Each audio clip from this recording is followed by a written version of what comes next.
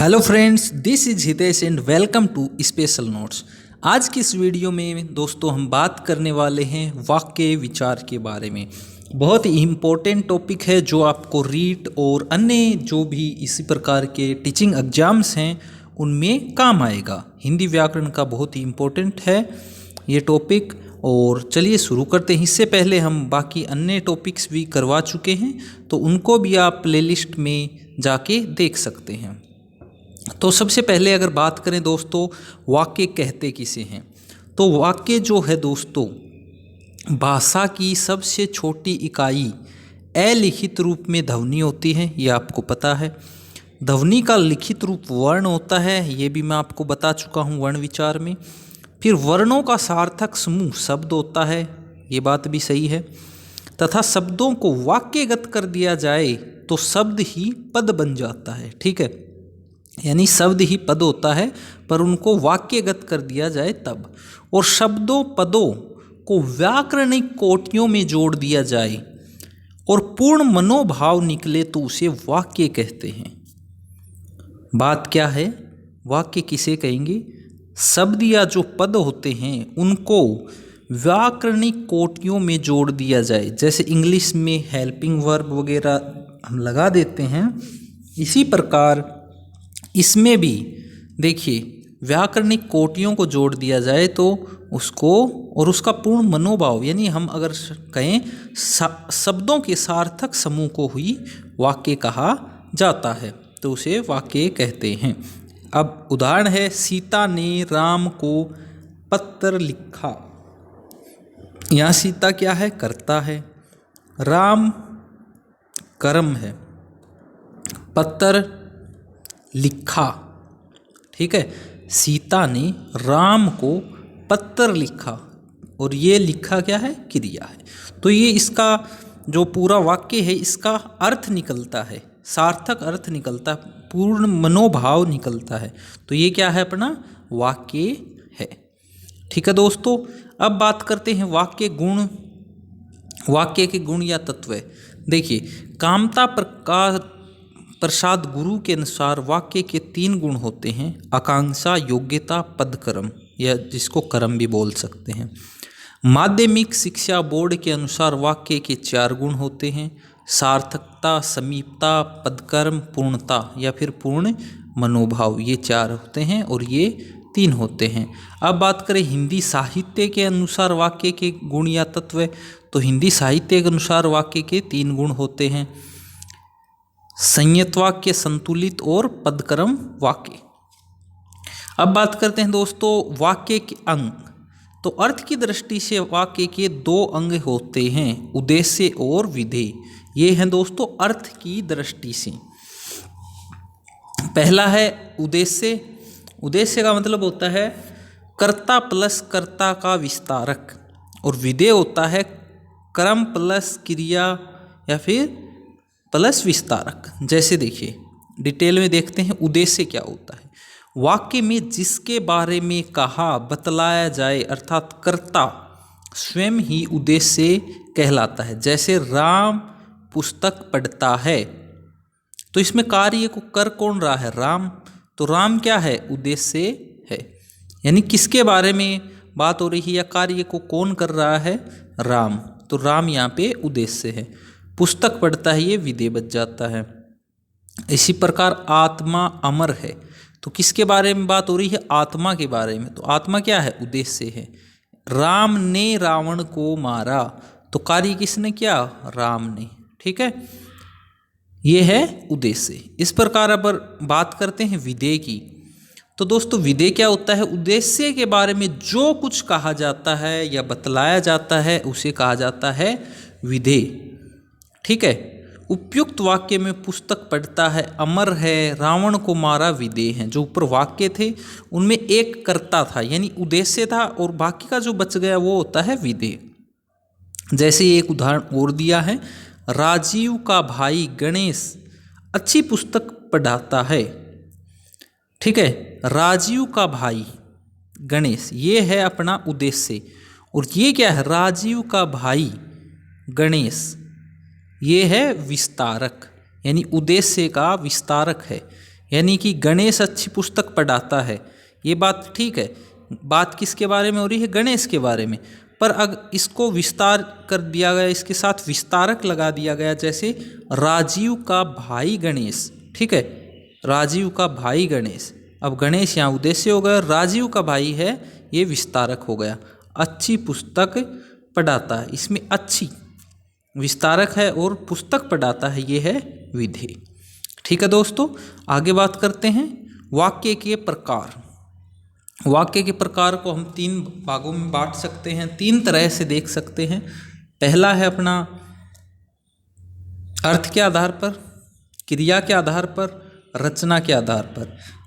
अर्थ के आधार पर वाक्य होते हैं 8 प्रकार के: विधानार्थक, निषेधात्मक, प्रश्नार्थक, इच्छार्थक, आज्ञार्थक, संदेहार्थक, संकेतार्थक और विस्मयादि बोधक वाक्य। इसी प्रकार क्रिया के आधार पर वाक्य होते हैं कृतवाचक, क्रमवाचक, भाववाचक। रचना के आधार पर साधारण, संयुक्त और मिश्र वाक्य। तो अब इनको हम पढ़ते हैं। पहला है दोस्तों अर्थ के आधार पर।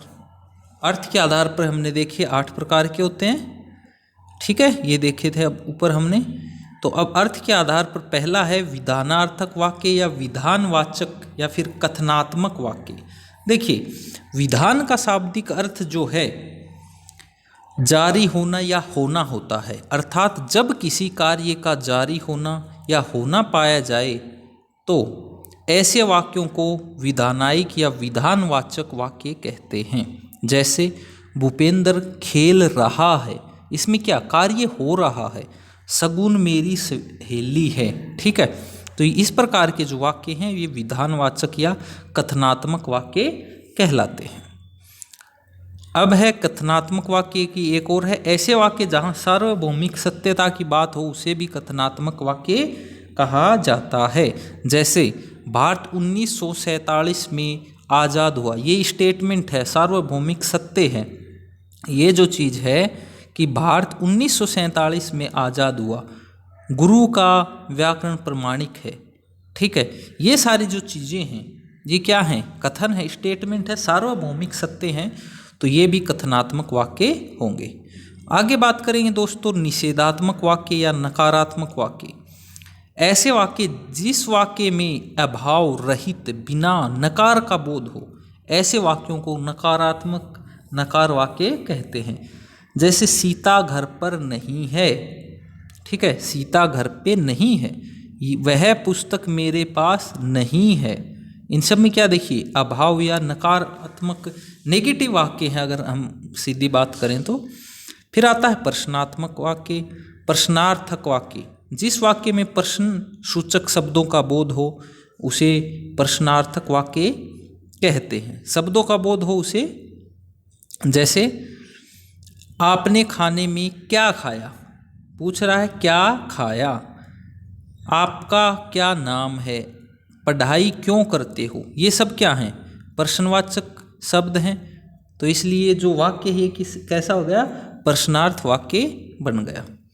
नेक्स्ट है अपना इच्छार्थक वाक्य या इच्छावाचक वाक्य।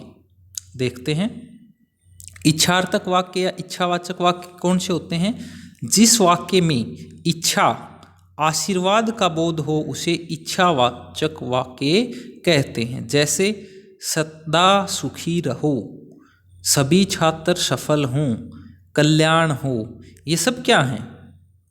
ये सब हैं, ये जो दिए गए हैं ये हैं इच्छार्थक, यानी इच्छा प्रकट हो, आशीर्वाद दिया गया है। जैसे सदा सुखी रहो, सभी छात्र सफल हों, ये इच्छा है, कल्याण हो, आशीर्वाद की भावना है। तो इस प्रकार के जो वाक्य हैं वो कहलाते हैं इच्छावाचक वाक्य। फिर आता है आज्ञार्थक वाक्य। जिस वाक्य में आज्ञा, आदेश, उपदेश, निर्देश या विनती का बोध हो उन्हें क्या कहेंगे? आज्ञार्थक। जैसे पढ़ाई किया करो, बड़ों का सम्मान करना चाहिए, आज्ञा का पालन करो, चोर को जल्दी से पकड़ा जाए, ये सारे क्या हैं? आज्ञार्थक वाक्य हैं। इसके बाद आता है दोस्तों संदेहार्थक वाक्य। संदेह हो जिसमें या संभावना, आशंका का बोध हो उसे संदेहार्थक वाक्य कहते हैं। जैसे पिताजी आज जयपुर आ सकते हैं, संभावना है कि आ सकते हैं। रेलगाड़ी देरी से चल रही होगी, ये देखिए रही होगी, ये शब्द क्या हैं, संभावना को दर्शाते हैं। आशंका है कि ऐसा हो भी सकता है, तो इन शब्दों को कहेंगे संदेहार्थक वाक्य। फिर आता है दोस्तों संकेतार्थक वाक्य। यदि वाक्य में कोई शर्त रख दी जाए तो उसे संकेतार्थक वाक्य कहते हैं। जैसे शादी में तुम आओगे तभी मैं आऊँगा, शादी में तुम आओगे तभी मैं आऊँगा, तो ये क्या है, शर्त आ गई ना, कंडीशन है कि जब तुम आओगे तभी मैं आऊँगा, तो ये हो गया संकेतार्थक वाक्य। अगला है विस्मयादि बोधक वाक्य। जिस वाक्य में हर्ष, अचरज, शोक आदि का बोध हो उन्हें विस्मयादि बोधक वाक्य कहते हैं। जैसे वाह कितना नयाभिराम दृश्य है, छी कितना गंदा स्थान है। अगर इस प्रकार के वाक्य हों, जैसे ये जो शब्द हैं वाह, छी, ये क्या हैं, विस्मयादि बोधक शब्द हैं, तो इस प्रकार का जो वाक्य होगा वो होगा दोस्तों विस्मयादि बोधक वाक्य। अब आता है दोस्तों बात करें क्रिया के आधार पर वाक्य। पहला है कृतवाच्य वाच्य है, कृतवाच्य तो क्रिया का लिंग वचन कर्ता के अनुसार हो तो उसे कृतवाच्य कहते हैं। यानी कि वाक्य में जो प्रयुक्त क्रिया है वो लिंग वचन कर्ता के अनुसार चेंज होती है तो उसे कृतवाच्य कहते हैं। कर्तवाच्य में सकर्मक व अकर्मक दोनों क्रियाएं प्रयुक्त होती हैं। यदि कर्ता के साथ ने विभक्ति प्रयुक्त हो तो कर्ता प्रधान हो जाता है। ये कुछ बातें हैं इंपॉर्टेंट, इनको ध्यान रखना है। अब उदाहरण देखते हैं, देखिए अमीना बेगम चावल पकाती है, ठीक है, ये है कर्ता है कौन, स्त्रीलिंग है, चावल है कर्म है पुल्लिंग है, पकाती है ये है क्रिया, तो ये इसके अनुसार आएगी, स्त्रीलिंग होगी, ठीक है, पकाती है। अगर इसी जगह पुल्लिंग होता तो ये भी पुल्लिंग ही हो जाता। जैसे सचिन ने शतक लगाया तो कर्ता पुल्लिंग है, ठीक है, तो क्रिया भी पुल्लिंग है लगाया। यहाँ हम ये नहीं कह सकते कि सचिन ने शतक लगाई। इसी प्रकार रमेश पतंग उड़ाता है तो कर्ता पुल्लिंग है, कर्म स्त्रीलिंग है, तो क्रिया क्या आ जाएगी, रमेश के हिसाब से उड़ाता है। ये सारी चीज़ें ध्यान रखनी, कर्तवाच्य होगा ये वाक्य। अब आता है क्रमवाच्य। क्रिया का लिंग वचन क्रम के अनुसार हो, जो कृतवाच्य था उसमें कर्ता के अनुसार था। अब जो क्रिया है, क्रिया का लिंग या वचन क्रमवाच्य में क्रम के अनुसार होगा। इसके कुछ इंपॉर्टेंट बात है कि सकर्मक क्रिया ही इसमें प्रयुक्त होगी हमेशा, क्योंकि इसमें जो है क्रम के अनुसार चेंज होगी। क्रिया का लिंग वचन क्रम के अनुसार चेंज होगा तो सकर्मक होनी चाहिए। वाक्य में जो क्रिया प्रयुक्त होगी वो सकर्मक होनी चाहिए। फिर कर्ता प्लस से द्वारा के द्वारा क्रम इत्यादि भी हो सकता है। कर्ता अज्ञात होता है तो क्रमवाच्य में आता है। वाक्य आदेश प्रशासनिक भाषा का प्रयोग हो। कर्ता में कोई संस्था, समाज, सरकार का नाम भी हो सकता है। जैसे अमीना बेगम के द्वारा चावल पकाए जाते हैं, तो ये क्या है, चावल है, कर्म है ना, कर्म के आधार पर क्रिया चेंज हुई है यहाँ पे, क्योंकि यहाँ पे के द्वारा लग गया, ठीक है। समाचार पत्र पढ़ता है, समाचार पत्र पढ़ता है, पुस्तक पढ़ता है, ठीक है, ये सारी चीजें हैं, ये आ जाएंगे कर्मवाच्य के अंदर। अगला है दोस्तों भाववाच्य। भाववाच्य जो है अपना, इसके अंदर क्या होगा, क्रिया का जो लिंग वचन है कर्ता के अनुसार प्रयुक्त न होकर भाव के अनुसार प्रयुक्त होगा, इसमें भाववाचक, इसे भाववाच्य कहेंगे। इसमें जो क्रिया है वो सदैव अकर्मक होगी, एक वचन पुल्लिंग व अन्य पुरुष में प्रयुक्त होती है।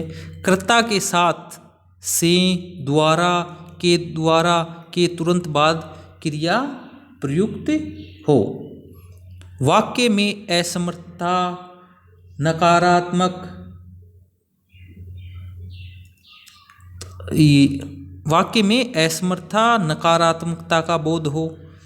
एक चीज़ ध्यान रखने की है, अगर वाक्य में दो विभक्ति प्रयुक्त हो जाए वहाँ भाववाच्य माना जाता है, जैसे राम ने रावण को मारा। ठीक है, कुछ एग्जाम्पल हैं इसके, देखिए। लड़की ने लड़के को खूब पीटा। ठीक है, भाव के अनुसार है। उससे चला नहीं जाता, उससे हंसा बैठा नहीं जाता। ये कुछ उदाहरण थे भाववाच्य के। आगे है जो अपना रचना के आधार पर शब्द होते हैं 3 प्रकार के। सरल वाक्य, मैंने शब्द कह दिया, वाक्य 3 प्रकार के होते हैं रचना के आधार पर। सरल या साधारण वाक्य, जिस वाक्य में एक उद्देश्य और एक विधेय होता है। हमने उद्देश्य और विधेय पढ़ा है। उद्देश्य को क्या हम सीधा कर्ता बोल सकते हैं, और बाकी का जो बच जाता है वाक्य के अंदर वो विधेय होता है। जैसे राम पढ़ाता है, तो राम क्या है, उद्देश्य, और पढ़ाता है विधेय हो गया। मोर नाचता है, राम और श्याम खेलते हैं। ये सारे क्या हैं, सरल वाक्य हैं। एक कर्ता यानी कि एक विधेय और एक उद्देश्य हो जिसके अंदर। ये कुछ उदाहरण हैं। फिर आता है मिश्र या मिश्रित वाक्य। प्रधान उपवाक्य के साथ आश्रित रूप से 2 या 2 से अधिक उपवाक्य जुड़ जाएं, उसे मिश्रित वाक्य कहते हैं। मिश्र जो वाक्य या मिश्रित वाक्य है, उसकी पहचान क्या होती है, वो संयोजक शब्दों जैसे कि, क्योंकि, यदि, यद्यपि, तथापि, यानी, मानो, जो, जिसका, जिसके, जितना, उतना, जैसे जैसे, जैसे वैसे इत्यादि से जुड़ा रहता है। ठीक है, मिश्र वाक्य के भेद भी होते हैं, जैसे संज्ञा आश्रित उपवाक्य, विशेषण आश्रित, क्रिया विशेषण आश्रित। तो संज्ञा आश्रित उपवाक्य क्या है, जैसे की से जुड़ा हो। विशेषण आश्रित वो होते हैं जैसे जो, जिसका, जिसके, जिसकी, इनसे जुड़ा हो। क्रिया विशेषण आश्रित यदि, यद्यपि, तथापि, मानो इत्यादि से जुड़ा हो। जैसे महात्मा गांधी ने कहा सत्य बोलो, ये है महात्मा है, महात्मा गांधी ने कहा सत्य बोलो। इससे पता चलता है कि बुरी संगति का फल बुरा होता है। जितनी लंबी चादर हो उतने पैर पसारो, जिसकी लाठी उसके भैंस। ये सारे इसी के उदाहरण हैं। फिर आता है संयुक्त वाक्य। जब 2 या 2 से अधिक सरल वाक्य निराश्रित रूप से जुड़े हुए हैं तो उसे संयुक्त वाक्य कहते हैं। इनकी पहचान कैसे करेंगे, और, एवं, या, तथा, पर, परंतु, किंतु, लेकिन, वरन, इसलिए, ये जो शब्द अगर हों तो ये हम कह सकते हैं कि ये संयुक्त वाक्य है। जैसे राम पुस्तक लिखता है और श्याम क्रिकेट खेलता है, तो ये दोनों अलग अलग सरल वाक्य हैं, साधारण वाक्य हैं, और ये और से जुड़े हैं, तो ये क्या हो जाएगा, पूरा संयुक्त वाक्य हो जाएगा। इस प्रकार ये अन्य भी आप देख सकते हैं। इसके अन्य उदाहरण भी हैं, जैसे लड़का दौड़ता है, मरता क्या नहीं करता। ये सारे जो उदाहरण हैं ये इसी के अंतर्गत आते हैं। इनको वीडियो को पॉज करके आप इन उदाहरणों को भी आराम से पढ़ सकते हैं। तो ये जो भी था सारा कुछ मैटर आज हमने पढ़ा, ये आता है वाक्य विचार के अंदर। वाक्य विचार मैंने बहुत डिटेल से करवाया है। आपको अगर वीडियो दोस्तों पसंद आई हो तो लाइक कर सकते हैं, बाकी अन्य दोस्तों के साथ भी शेयर कर सकते हैं इसको। बाकी दोस्तों मिलेंगे इसी प्रकार के एक अन्य टॉपिक के साथ। तब तक के लिए दोस्तों खुश रहिए, मुस्कुराते रहिए। जय Hind, take care, bye bye.